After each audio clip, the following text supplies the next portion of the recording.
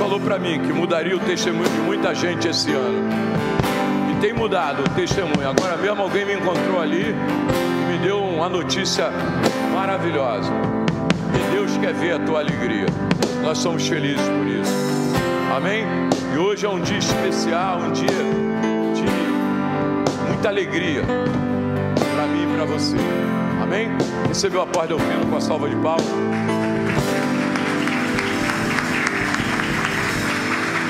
Glória a Deus.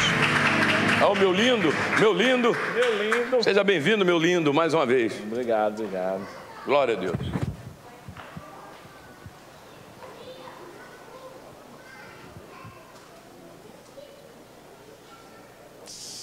Tá. Glória a Deus, glória a Deus. Shalom, irmãos. Shalom, queridos. Amém. Quem está feliz com Jesus, diga amém. Se você trouxe aí a sua Bíblia, eu gostaria que você abrisse no Evangelho de Mateus,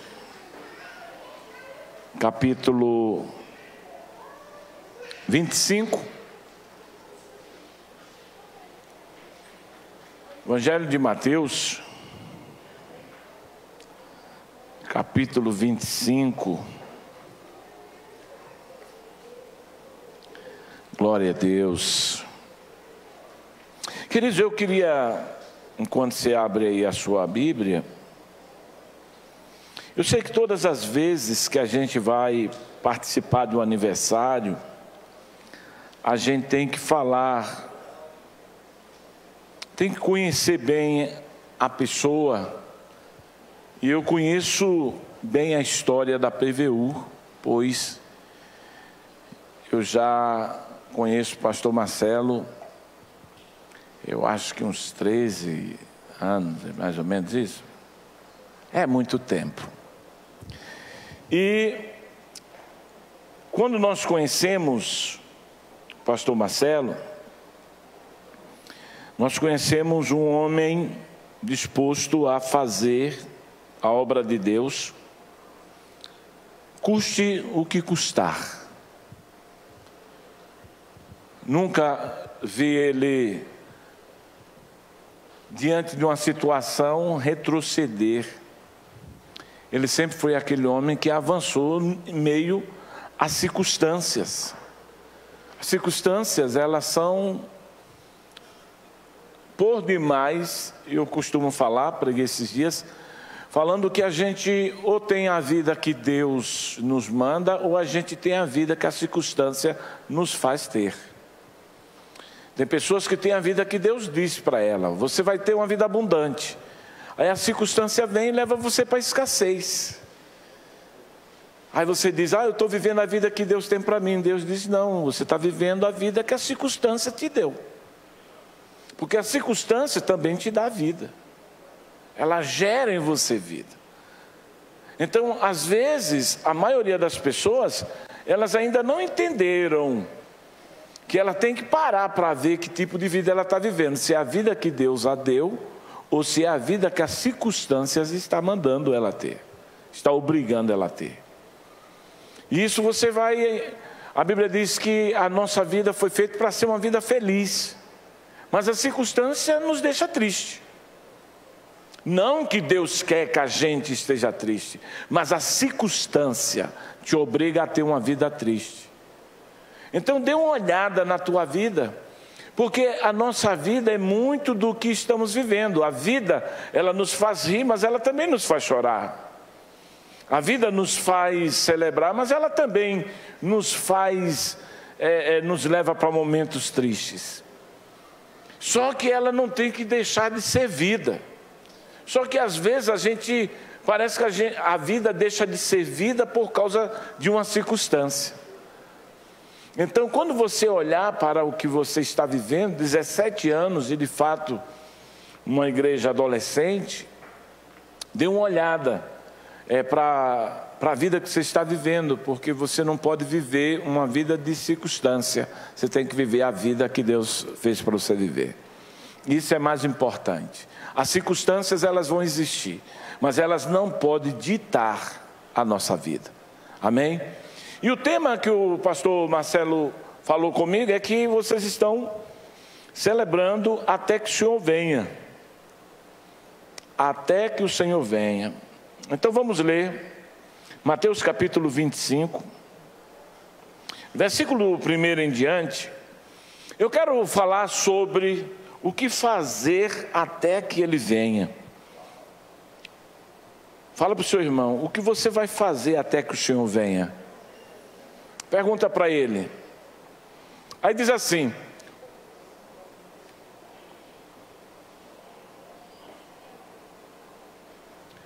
o reino dos céus será, pois, semelhante a 10 virgens, que pegaram as suas candeias e saíram para encontrar-se com seu noivo.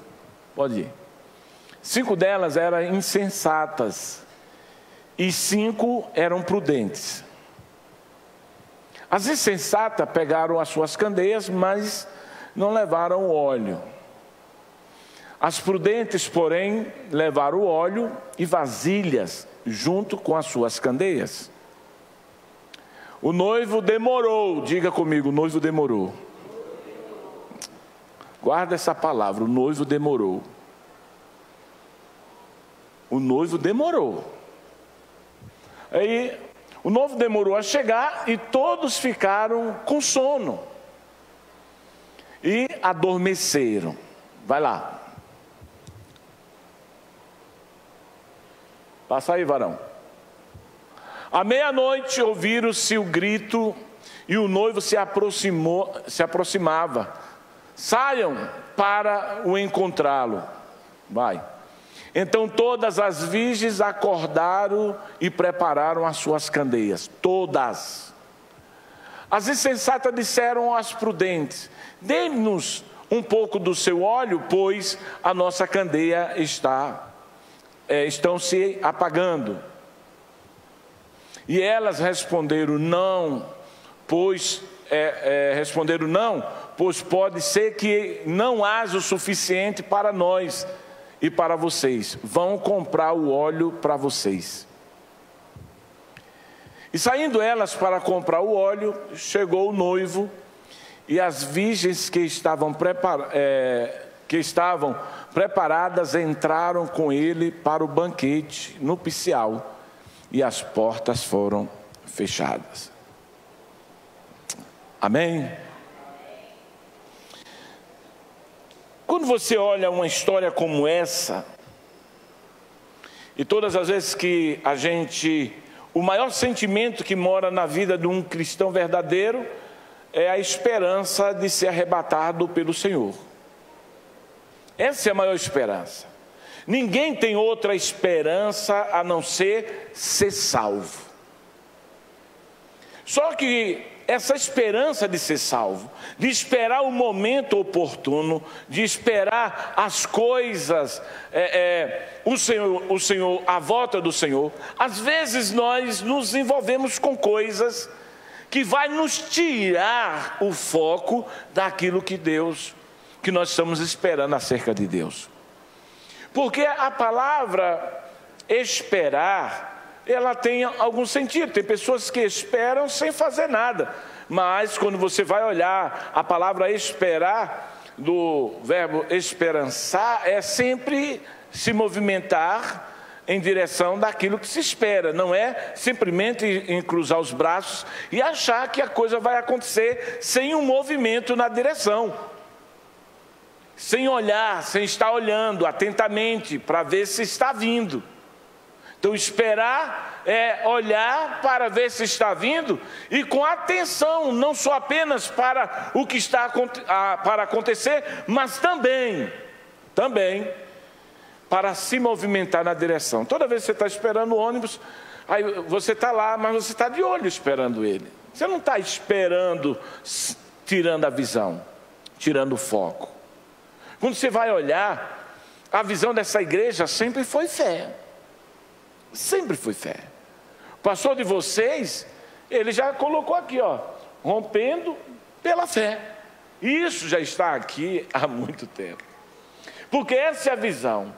Então, esperar em Deus, qual o grande problema? A maioria das pessoas estão esperando em Deus, esperando o Senhor, até que Ele venha, mas perdeu a visão. Perdeu a visão. Já não consegue olhar para a vida que ela tinha e nem para o que Deus tem para ela, da mesmo modo que ela olhava, porque a circunstância também nos dá uma vida que não é a vida que Deus tem para nós. A circunstância também nos empurra por caminhos que a gente, nem Deus, nem a gente queria traçar.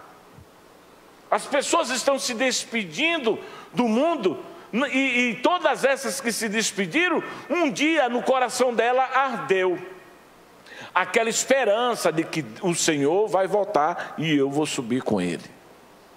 Porque é isso que arde no coração. O problema é que às vezes nós não estamos nos preparando para encontrar o noivo. Nós não estamos preparados para esse momento. E quando você vai olhar a palavra 10 virgens, você vai olhar para muitas coisas relacionadas à história bíblica. E você pode olhar para os 10 mandamentos. Você pode olhar para os atributos do que Deus está fazendo.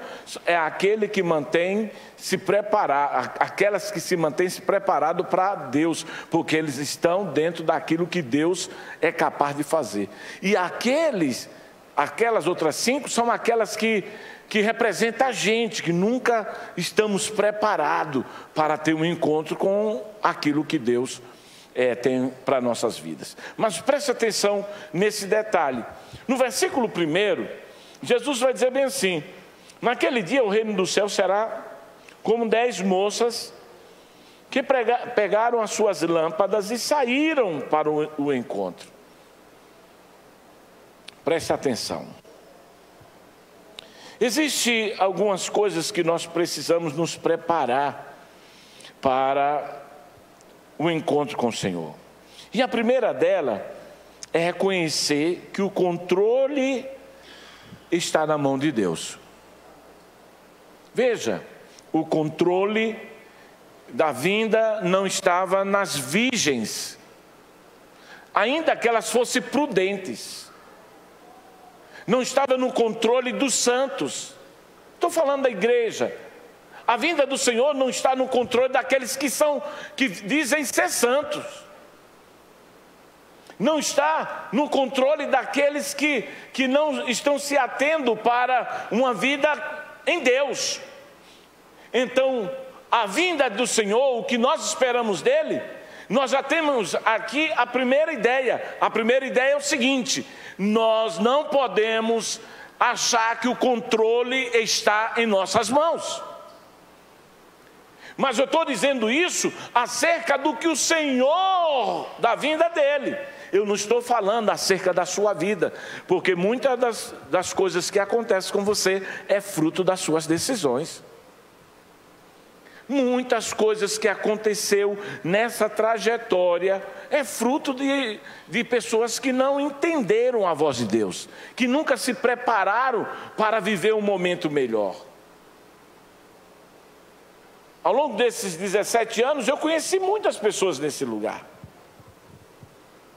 Pessoas que simplesmente talvez desistiram porque elas não queriam seguir a visão.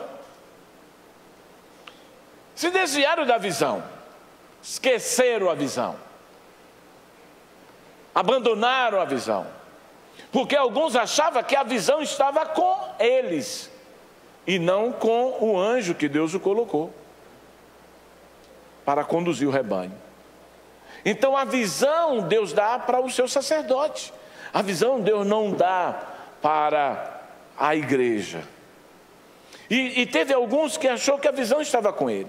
Mas olha, reconheça que Deus é soberano e que Ele está no controle dos seus resultados, desde quando você esteja esperando do jeito que Ele quer.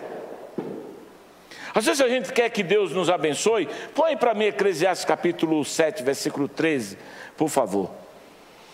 Quando você espera em Deus, você tem que esperar sabendo do que Deus é capaz. Eclesiastes capítulo 7, versículo de número 13, por gentileza. Está aí? Obrigado. Considere o que Deus fez, e quem pode endireitar o que Ele fez torto. Vai. Quando os dias forem bons, aproveite-os bem, mas quando forem ruins, considere, Deus fez tanto um quanto o outro, para evitar que o homem descubra alguma coisa sobre o seu futuro. Deus está dizendo assim, olha, entenda uma coisa, eu estou no controle, eu fiz os dias bons e os dias ruins. Só que muitos de nós não aproveitando, aí ele diz bem assim, olha, aproveite bem. Põe aí por favor, Eclesiastes capítulo 5, versículo de número 20. Ele diz assim: resta essas pessoas ficarem pensando na breve vida da sua vida, porque Deus os mantém ocupados com alegria em seu coração. Veja, Deus, Ele te mantém ocupado com alegria e não com tristeza. Sabe por que você está preocupado com alguma coisa? Porque você não está recebendo a alegria dEle. Porque Ele envolve você com alegria para você não pensar nas coisas ruins. Você já prestou atenção que quando você não está alegre, você só pensa em coisa ruim? Então veja, o Deus que está no controle, Ele espera que pelo menos você espere Ele feliz e não dormindo. Liga para o seu irmão, acorde.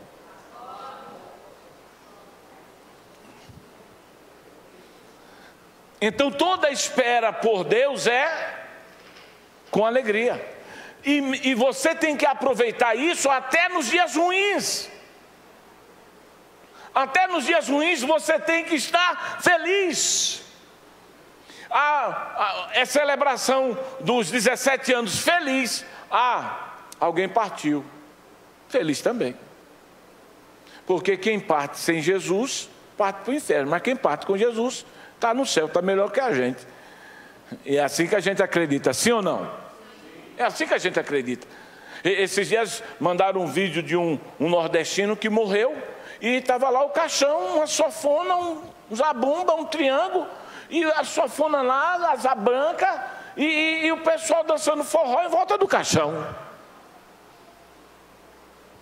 Aí eu procurei saber, disseram bem assim, não, é porque disse que o homem gostava tanto de forró, disse que ninguém podia ficar triste na morte dele, todo mundo tinha que ficar alegre. Olha, o cara estava indo para o inferno, mas queria que todo mundo ficasse feliz.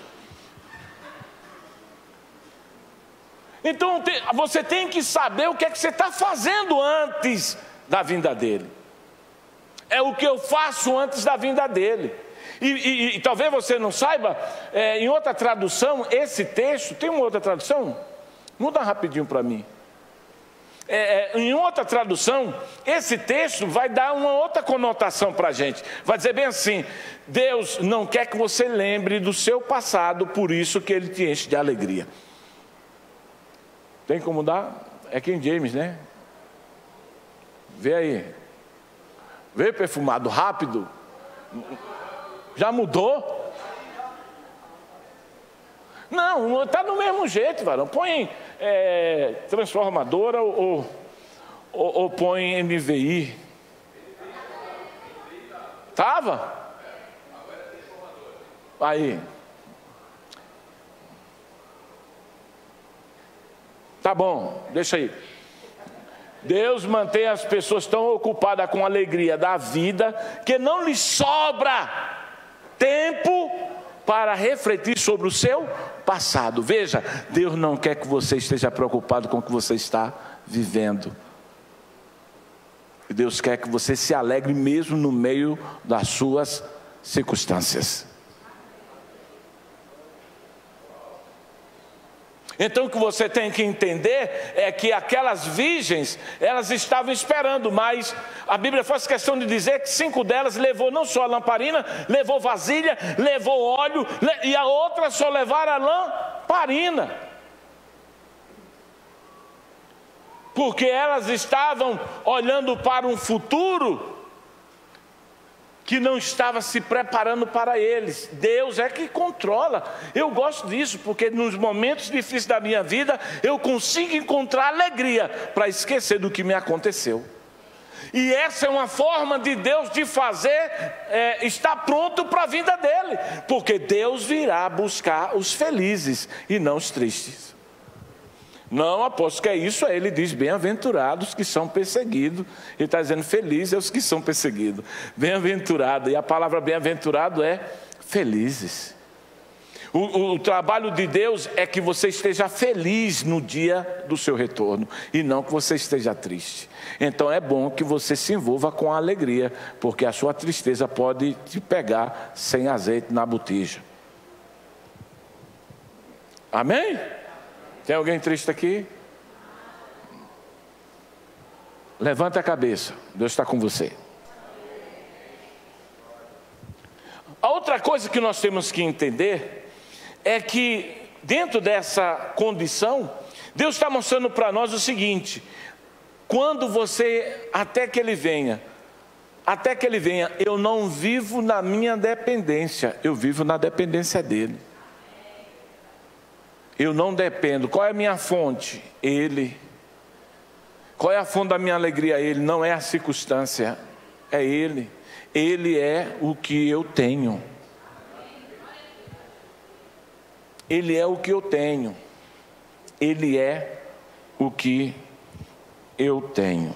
Mas preste atenção, que eu quero mostrar para você que tem pessoas que estão sendo escravas da sua circunstância, como aquelas mulheres se tornaram escravas da sua circunstância. E as circunstâncias, que é um ciclo que nos leva a muitos níveis, uma circunstância positiva nos leva para cima, quando uma circunstância negativa nos leva para baixo. E tem algo que a gente precisa entender: a circunstância é uma armadilha que nos impede de colher os frutos da persistência. Eu vou repetir. A circunstância é uma armadilha que nos impede de colher os frutos da persistência. Tem pessoas que ela deixa de ser persistente por causa da circunstância. Olha para essas virgens. A circunstância, e eu mandei você guardar essa palavra, porque eu disse bem assim: o noivo demorou. Diga comigo, o noivo demorou. O noivo não demorou, irmãos. O noivo deu tempo para elas se prepararem. O problema é que você fica dizendo: ah, Deus vai vir no tempo de Deus. Não é não. Ele está dando tempo para você se preparar para o que você pediu. Só que você, em vez de se preparar, você dorme.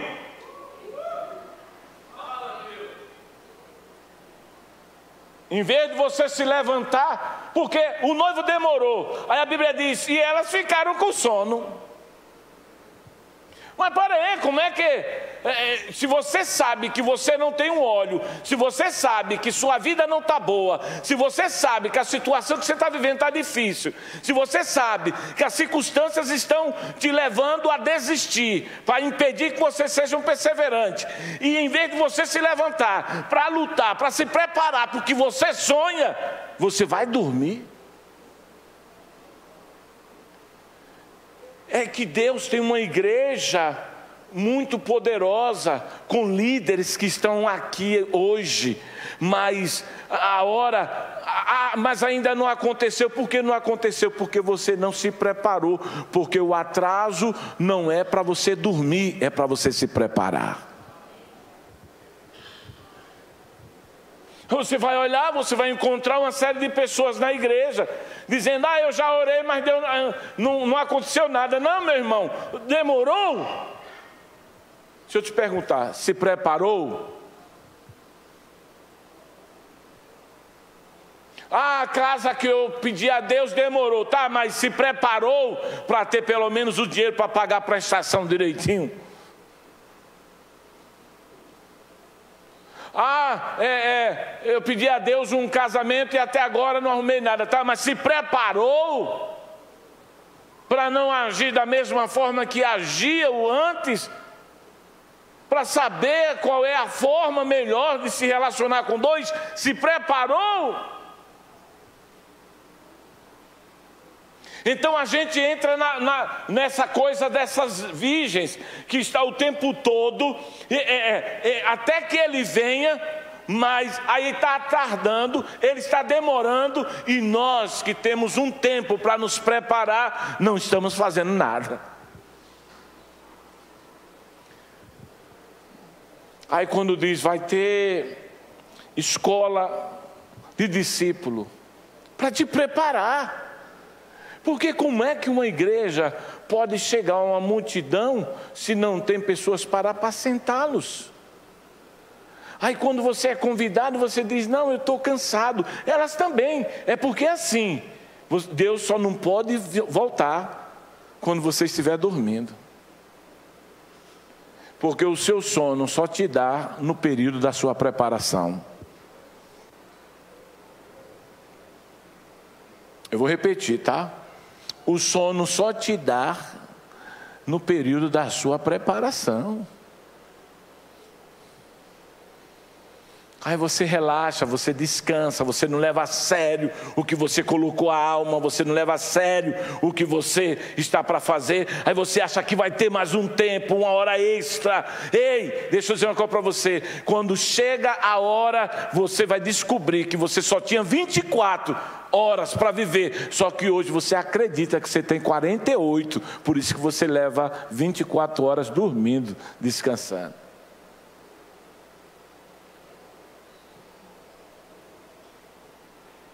Porque é hora de preparar. Porque ele vem.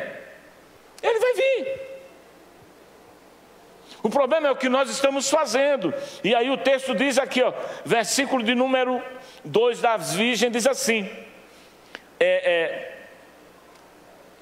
5 eram sem juízo e 5 eram ajuizadas. Versículo 3, as moças sem juízo, na minha tradução, elas pegaram as suas lâmpadas, mas não levaram óleo de reserva. Elas tinham uma lamparina, preste atenção, elas tinham uma lamparina, mas elas não tinham reserva.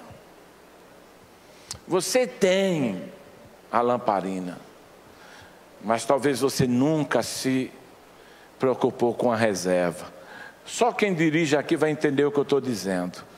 Você enche os 4 pneus do seu carro, mas você nunca enche o estepe. Aí no dia que fura, você descobre que o estepe ou está furado ou está vazio.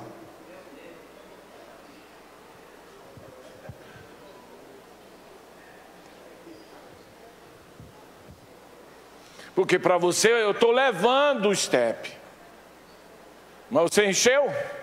Deixa eu perguntar aqui, só alguns que fazem isso. Quem tem carro aqui, levanta a mão. Encheu o estepe essa semana?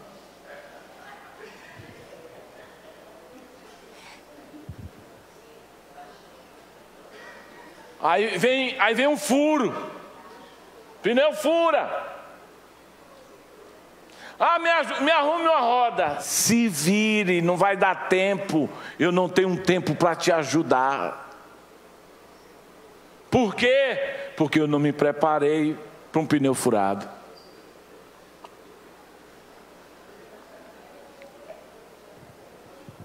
Quem se preparou para um pneu furado? Aí, Cláudio está de olho. Então entenda, ter reserva de óleo é ter uma persistência, e persistência é o segredo das pessoas que estão continuamente crescendo na vida. A reserva é a persistência de alguém que acredita, que está o tempo todo preparado. Então você vai encontrar pessoas que elas não vão ter reserva na vida dela. Ela tem a lamparina, ela tem um carro, mas ela não tem reserva. Engraçado que até o carro diz assim, quando você abastece, aparece quando você consome, reserva. Está dizendo para você assim, você tem mais 5 quilômetros para andar, mais 10 quilômetros. Do carro do Anderson, 10 quilômetros. Você não tem muito tempo, ou não é?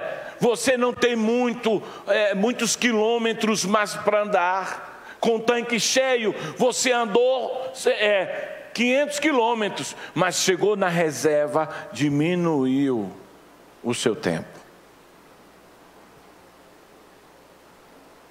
Então entenda isso, você tem que ser persistente naquilo que você faz. Quem está esperando no Senhor, espera com persistência. O atraso do noivo não era atraso, era tempo para se preparar. O atraso da sua bênção pode ser um tempo para você se preparar.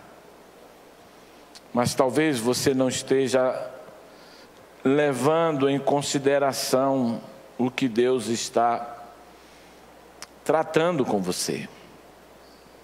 Quando você vai olhar Mateus capítulo de número 25, 14 em diante, você vai encontrar a parábola dos talentos. Então deixa eu lhe dizer uma coisa aqui.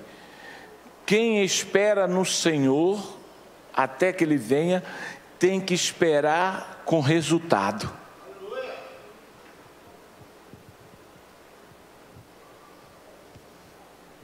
Eu vou repetir. Eu estou esperando no Senhor. Espere gerando resultado. Porque quem não gera resultado na espera de Deus, não vai entrar no reino dos céus. Apóstolo, que é isso? Verdade. Põe aí, versículo 14 em diante, por gentileza. Já está. E também será como o homem que, ao sair de viagem, chamou os seus servos e confiou-lhes os seus bens. Vai. A um deu 5 talentos, ao outro deu 2 e ao outro deu 1. Cada um de acordo com sua capacidade. E em seguida partiu de viagem. Pode ir. O que havia recebido 5 talentos saiu imediatamente e aplicou, e ganhou mais 5. Também os que tinham ganhado 2 talentos ganhou mais 2. Vai. Mas o que tinha recebido 1 talento saiu, cavou um buraco no chão e escondeu o dinheiro do seu senhor.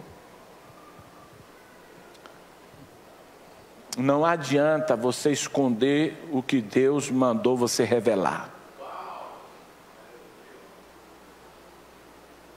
O problema é que você está escondendo o que Deus mandou você fazer, porque para você é mais fácil, porque você acha que esperar o Senhor sem resultado vai lhe dar o direito do céu, mas para Deus Ele só vai levar aquele que está fazendo resultado, gerando resultado.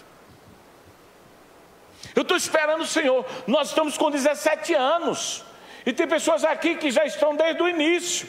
E tem horas que a gente tem que fazer uma avaliação dos talentos que Deus nos deu, do chamado que Deus nos deu. Os pastores, os obreiros, os diáconos, os evangelistas, aqueles que estão trabalhando, aqueles que estão de serviço, que muitas das vezes acham que Deus vai pegá-lo fazendo de qualquer jeito que Deus chamou para ele fazer com perfeição. Ei, não adianta esconder aquilo que Deus quer ver revelado. O problema é que a gente fica escondendo as coisas, achando que Deus vai nos perdoar. Deus vai nos perdoar. Mas veja só, sobe aí por gentileza. 19. Depois de muito tempo, o senhor daquele servo voltou e acertou contas com eles. Vai lá. O que tinha recebido 5 talentos, outros 5 e disse: Senhor, o Senhor me confiou 5 talentos, veja, eu ganhei mais. Mas eu não perdi, eu ganhei. Diga, eu não perdi, eu ganhei. Deixa eu te perguntar, o que você ganhou nesses anos de cristão?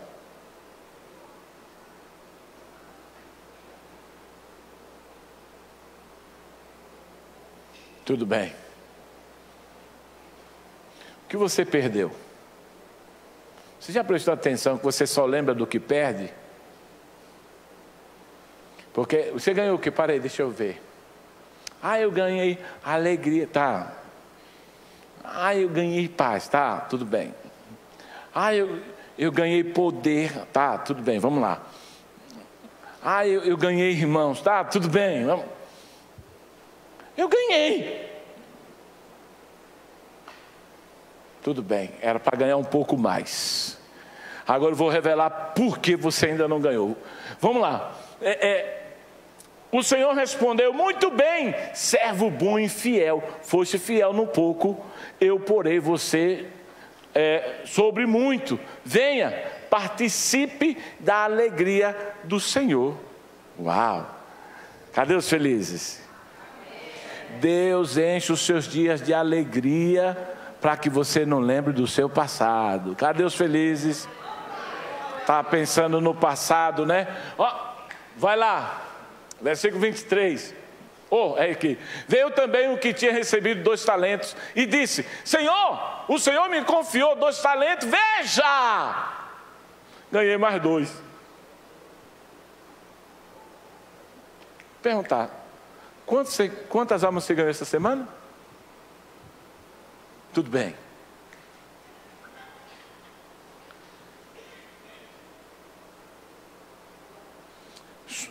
Eu não tenho capacidade de evangelizar. Mas Deus te deu a capacidade. As pessoas não querem vir para a igreja. As pessoas não vêm para a igreja porque o maior evangelho não é o que é pregado no altar, mas o que é vivido no átrio.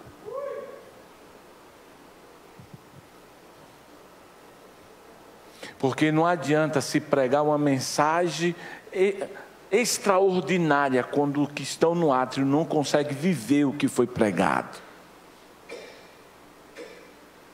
Quando o evangelho muda a sua vida, o seu testemunho é o evangelho vivo do que foi pregado no altar.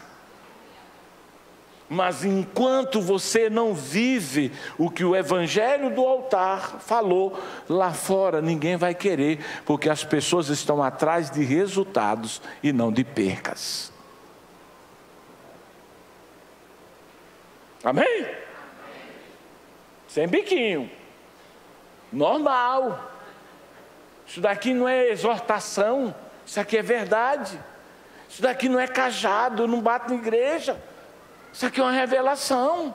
É Deus dizendo assim: ei, você está muito acomodada, você acha que já fez muito, você cansou. Veja o que eu falei. Ei, a circunstância é simplesmente um ingrediente para impedir você de ser persistente.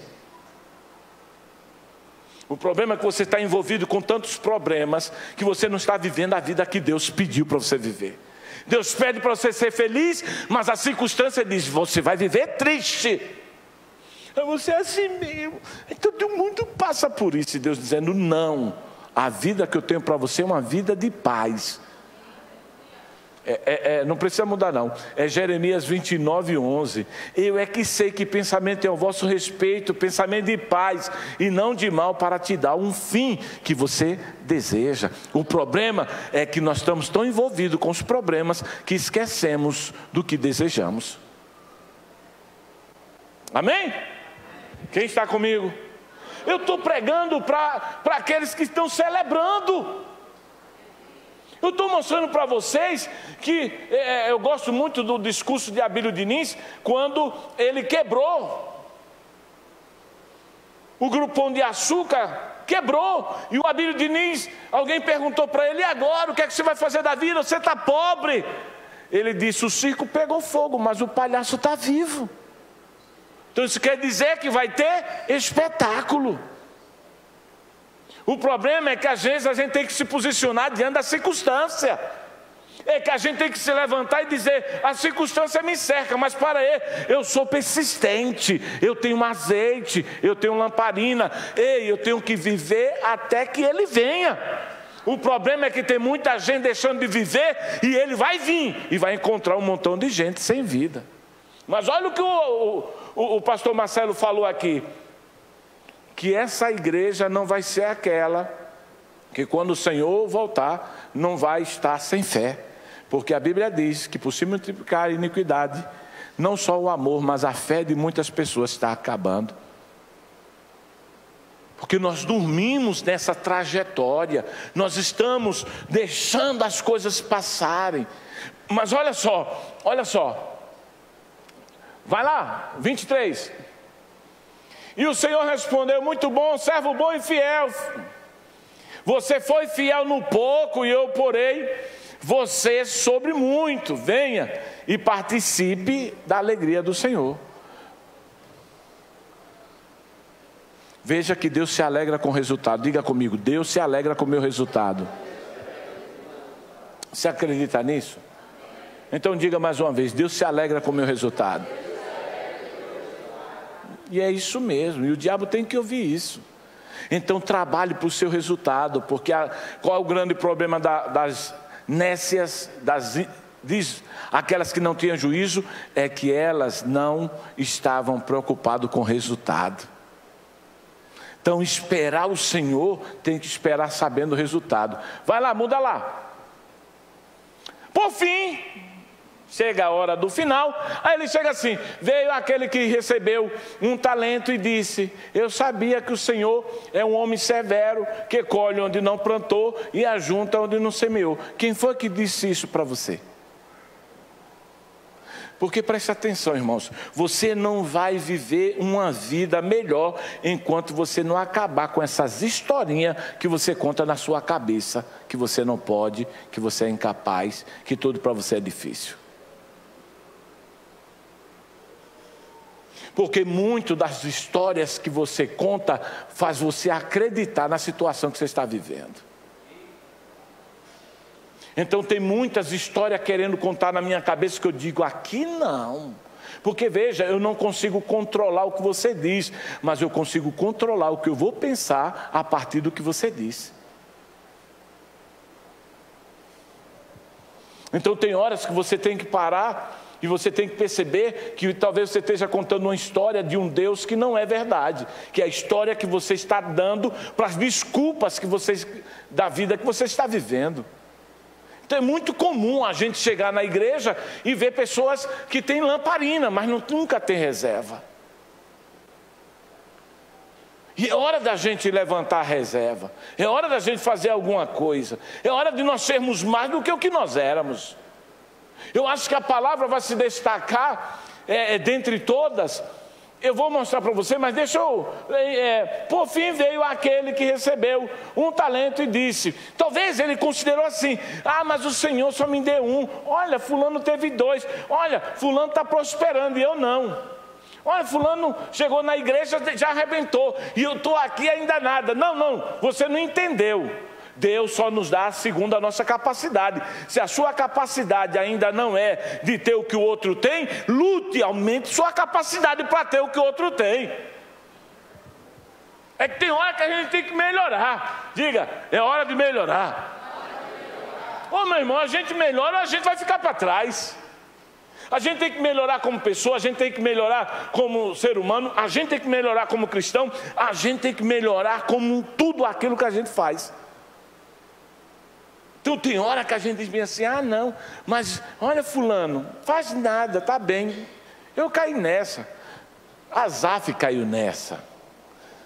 No Salmo 73, Asaf revela 3 coisas que ele não fazia.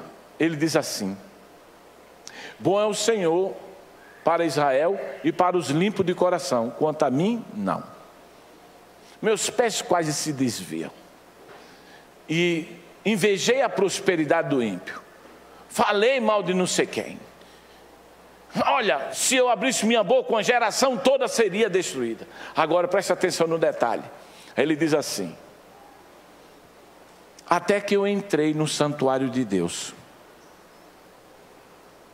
Veja, o que... Aí ele descobriu a revelação. Onde estava Asaf? Longe da presença de Deus. Por que ele estava invejando o ímpio? Porque ele estava longe de Deus. Quando ele entrou no santuário, aí Deus se revelou para ele. Deus disse: está vendo? Você não sabia o resultado da sua vida porque você vivia longe. Então preste atenção, 3 segredos ele revela. Deus é bom para aquele que se considera cristão de verdade, Deus é bom para quem tem coração limpo, e Deus revela a vida da pessoa quando ela está na presença de Deus. Das 3 você tem que encontrar uma. Ou você limpa o coração, ou você se torna um cristão verdadeiro, ou você vai em busca da presença de Deus, porque só assim você vai ter a revelação do que Deus tem para você. Amém? Aí ele diz assim, ó: o Senhor é severo, semeia onde não plantou. Vai lá, rapidinho. 25. Ei, 25. Não é Números não. É Mateus 25, 25.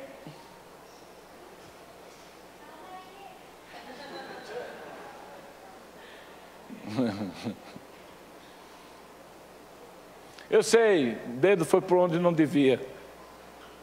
Aê! Por isso tive medo, saí, escondi o seu talento no chão. Veja aqui onde está o que pertence ao Senhor. Deixa eu descer aqui.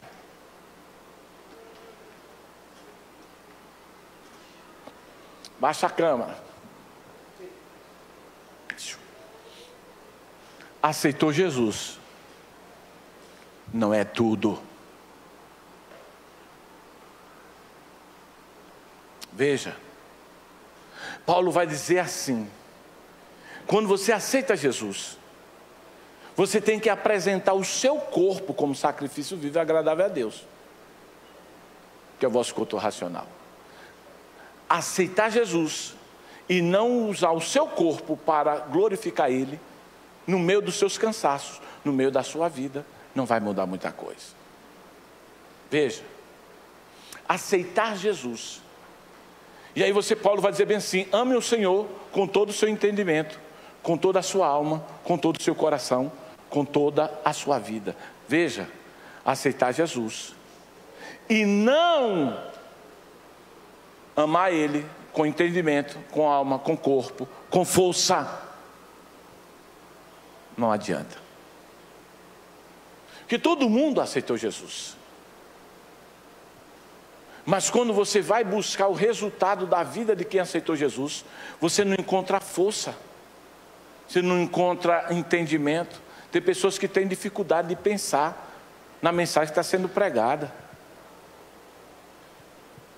Ela não consegue raciocinar. Ela diz: não, mas não é assim não. Eu não concordo com isso não. Eu também. Mas Paulo está dizendo bem assim: ofereça o vosso corpo. Está cansado? Vai louvar a Deus. Ah, mas eu estou com dor de cabeça. Vai louvar a Deus. Deus não é o seu marido.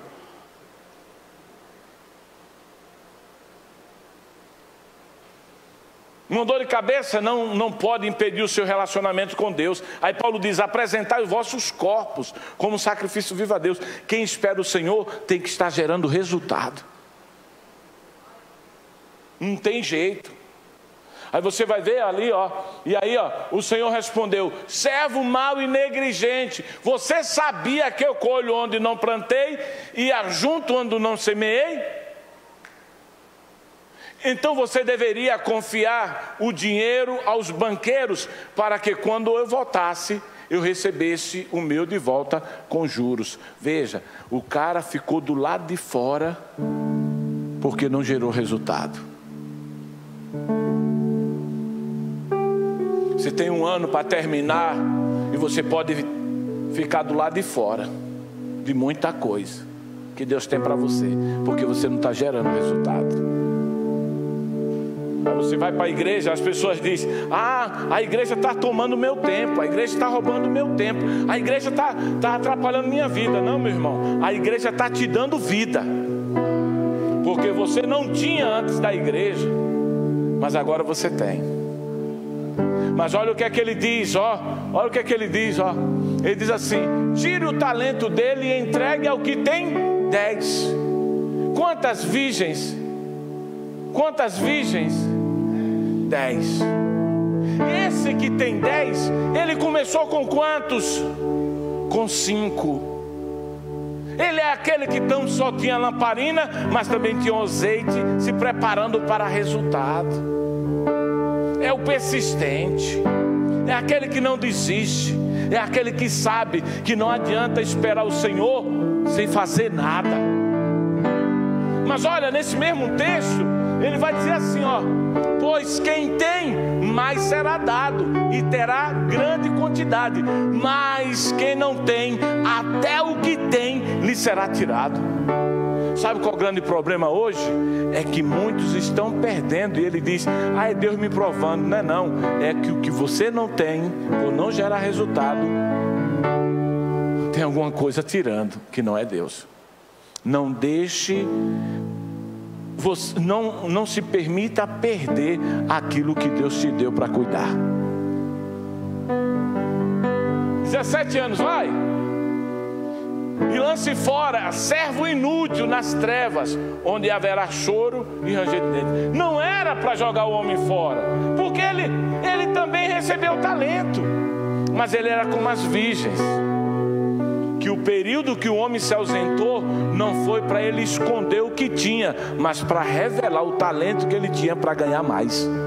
Sabe qual é o grande problema?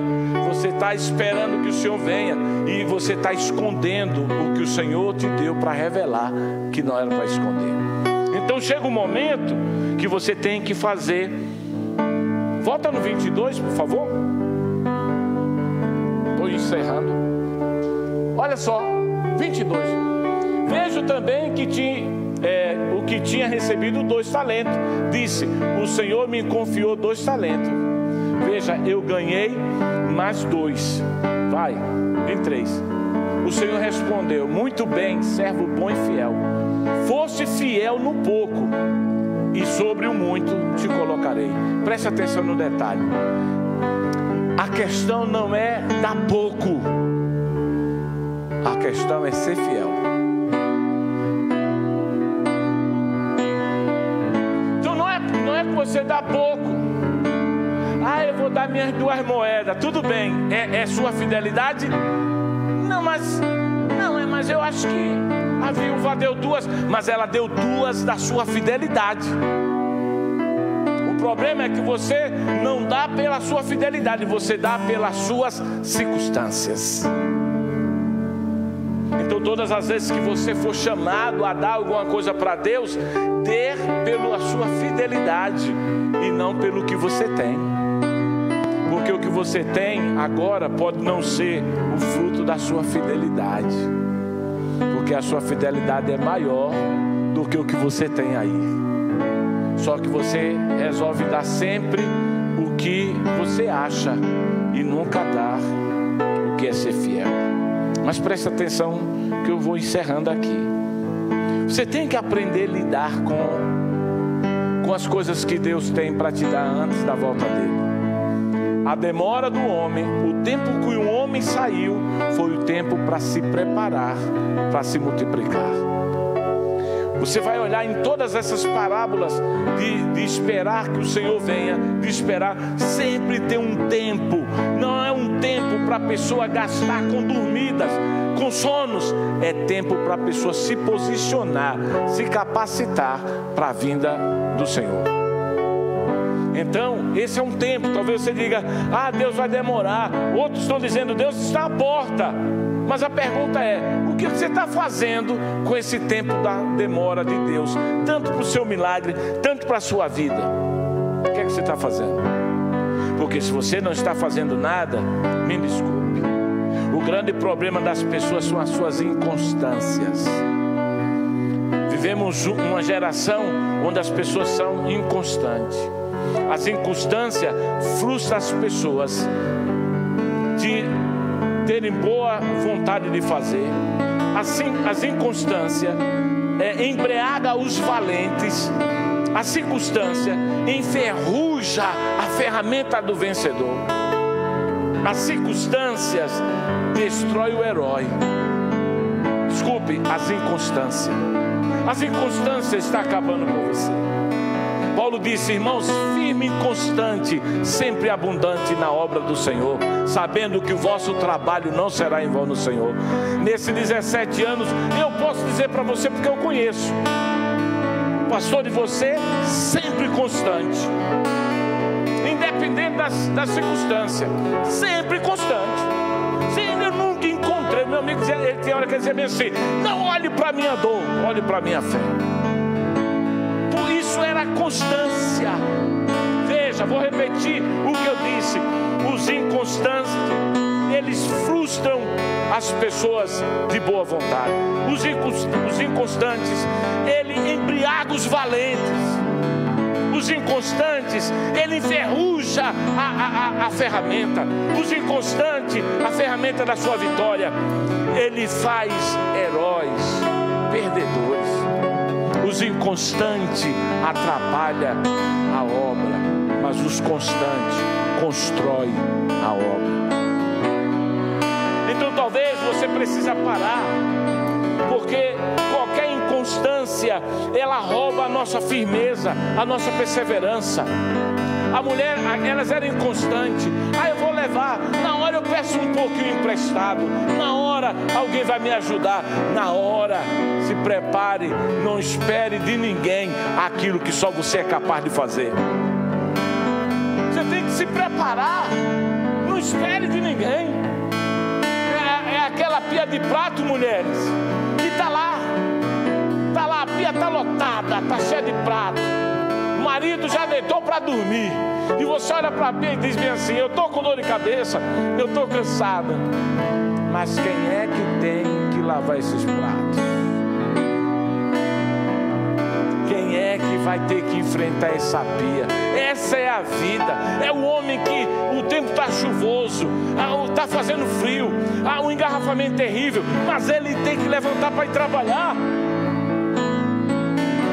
Quem é que vai trabalhar no lugar dele?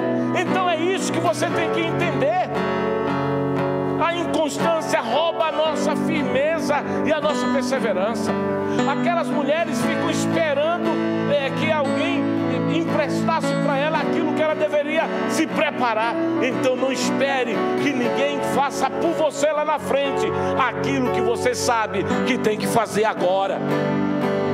É 17 anos, é sair da adolescência, é mudar, daqui a pouco é 18 é idade adulta, é hora de levantar, é hora de casar, é hora de viver, é hora de mudar, é hora de crescer. Mas em qualquer inconstância sua, vai destruir aquilo que Deus tem para você. Entenda, Deus está atrás de sinceridade. Deus anda atrás de sinceros.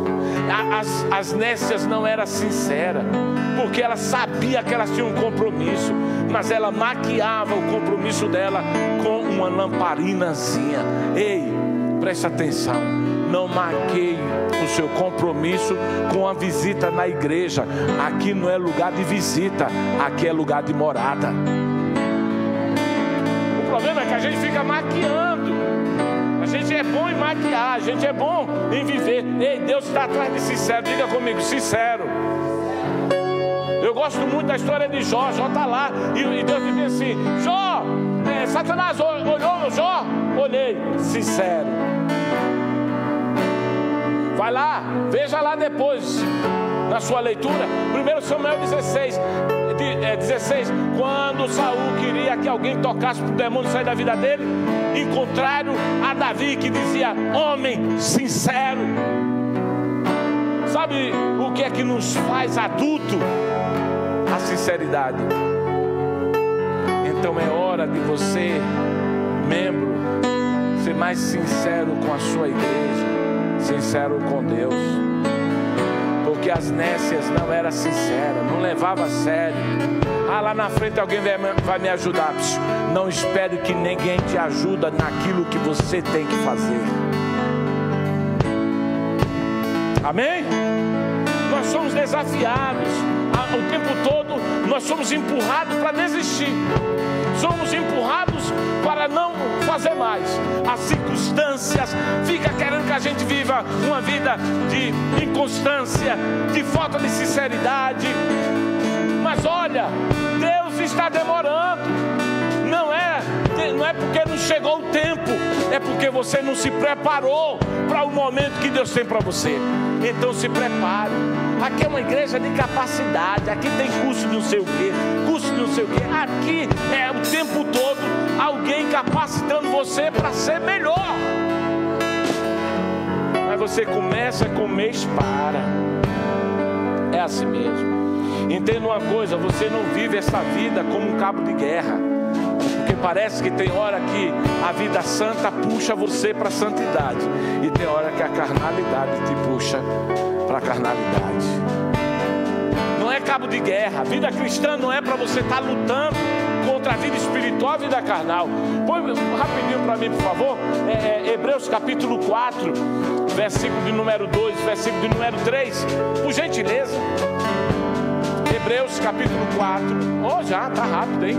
Pois as boas novas foram pregadas também a nós, tanto quanto a eles. Mas a mensagem que eles ouviram nada lhe valeu, pois não foi acompanhada de fé por aqueles que ouviam. Em outra tradução diz bem assim: não foi misturada com fé. Veja, não adianta você fazer nada se não misturar com fé. Então é hora de você sair para trabalhar na igreja, tocar e pôr fé. É hora do menino cantar e pôr fé. É hora de você, que eu vejo alguns ministrando aqui, ministrar e pôr fé. Porque o que você faz quando não está misturado com fé não funciona. Olha para as 5 virgens prudentes. Misturou com fé, na esperança que o mestre vinha. As outras não misturaram nada com fé, por isso que fracassaram. O que você vai fazer, misture com a sua fé. Versículo 3: pois nós, os que cremos, que entram no descanso do Senhor, assim jurei na minha ira, jamais estarão no meu descanso, embora a sua obra estivesse concluída desde a criação. Isso foi fé. As nécias esperavam sem fé, mas as prudentes com fé. Os homens dos talentos, eles faziam misturado com fé. O que não tinha, ele misturou com dúvida. Sabe por que os resultados não vêm? Porque o que fazemos não estamos misturando com a certeza de que Deus vai estar fazendo o que Ele disse. Já estou encerrando. Preste atenção. O que nós estamos vendo é que todas as vezes que nós falamos sobre até que Ele venha, a gente só lembra da salvação, mas a gente não lembra da preparação. Aí a gente canta até que Ele venha. Aí a gente olha para a salvação. Veja, o homem disse para aqueles homens dos talentos: eu vou votar, tá? Eu vou votar, eu vou cobrar, hein? E sabe o que ele fez? Eu vou enterrar. Eu vou enterrar. Ele vai votar, mas eu vou enterrar. Mas outros não. Ele vai votar, mas eu vou ganhar, eu vou gerar, eu vou fazer. Esse é o ano que você tem que gerar, para que no final do ano você não seja pego como alguém sem azeite e sem resultado. 2 coisas importantes até que Ele venha: azeite e resultado. Porque quando Ele te pega sem azeite, e às vezes alguém diz bem assim: azeite é o que, apóstolo? Irmãos, Deus nos guia através do seu Espírito Santo, amém? Amém? E toda vez que Ele nos guia através do seu Espírito Santo, Ele vai vir. E eu encerro contando isso. Jesus disse para Pedro: Pedro, eu vou morrer, mas eu volto. Pedro, eu vou morrer, mas eu volto. João capítulo 21. Pedro, desanimado, disse para os outros: vamos pescar. Perdeu a constância, perdeu a sinceridade. E agora ele está lá, voltou a pescar. Veja, quando Deus te chamou para uma posição, não retroceda, porque Deus não tem prazer na vida dos que retrocedem. Não é eu, é Ele. Meu justo viverá pela fé. Se ele retroceder, a minha alma não tem prazer nele. Não retroceda, não volte atrás. Quem põe a mão no arado e olha para trás, não está apto para entrar no reino dos céus.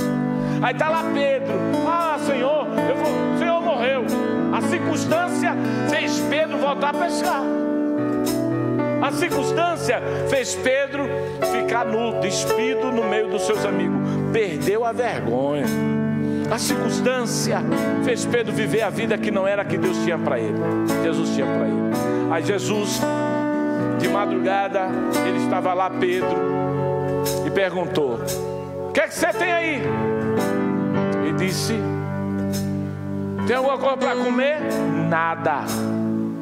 Agora, por que ele não tinha nada? Porque eles se ausentaram da vida que Deus chamou eles para viver. Eu posso falar isso. Deus me deu uma mensagem, eu ainda não terminei ela para pregar. Para falar sobre as minhas críticas. Porque as minhas críticas são frutos de algo que eu nunca fiz. Eu não critico alguém porque eu fiz. Na maioria das vezes eu critico porque não fiz. Porque é fácil criticar quando não se está no lugar. Mas preste atenção. Tem alguma coisa para comer? Não. Eu falei que eu vinha. Tem alguma coisa? Não. Então tá, lança a sua rede do lado direito e você achará. Aí ele, ó, lançou. Quando ele lançou, a rede pesou. Ele não, veja o que eu vou lhe dizer, ele não pulou na água por causa do peixe, foi que a rede pesou. Porque a glória de Deus, quando Ele manifesta, vem com o peso da sua glória sobre mim. A rede pesou. Aí logo em seguida a Bíblia diz assim: por causa da grande quantidade de peixe, a glória de Deus sempre vai ser mais pesada do que as nossas limitações. A glória de Deus sempre será maior do que a dúvida que carregamos. A glória de Deus sempre será maior do que as circunstâncias que enfrentamos. Deus sempre manifesta numa glória maior do que aquilo que estamos vivendo. Então é hora de manifestar uma glória de Deus. É hora de lançar a rede do lado direito. Vai achar, vai achar. É hora de fazer até antes que Ele venha. Porque quando Ele vir, Ele não quer te pegar com redes vazias, sem nada. Ele está atrás de resultado. Ele está atrás de azeite, botija com azeite. Ele está atrás de resultado.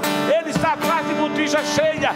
Ei, não adianta passar o tempo esperando Ele voltar, quando não se prepara para a volta dEle. Lance direito. Aí ele lançou, pesou, ele mergulhou. Veja, Pedro já andou sobre as águas quando ele estava dentro da vontade de Deus. Mas quando ele saiu da vontade de Deus, teve que voltar a nadar. Entenda isso. Deus já te provou que Ele é capaz de fazer você andar nas alturas. Não saia do lugar onde Deus te colocou, senão você vai ter que voltar a nadar. Aí ele vai, ó. Quando chega lá, o Senhor diz: pão e peixe, mas cadê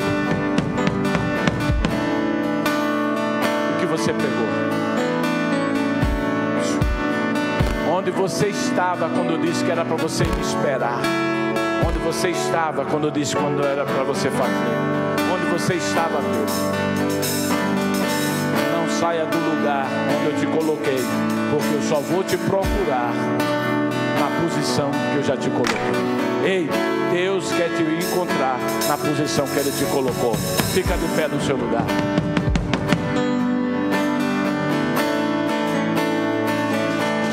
O que fazer até que Ele venha? O que você vai fazer? Eu só estou esperando o Senhor voltar. Deixa eu te perguntar: de redes vazias? Redes vazias? Eu estou esperando Ele voltar. Tá. Mas o que? Sem resultado? Eu estou esperando Ele voltar. Tá. Mas sem azeite. Aproveite o tempo da demora para se preparar, para gerar, para encher, para viver. Demora de Deus não é questão de tempo, é apenas nos dando oportunidade de nós nos capacitarmos. Eu gostaria que você voltasse para Deus, dissesse para Deus: Deus, nesses 17 anos, reaviva a minha vida, reaviva a minha alma.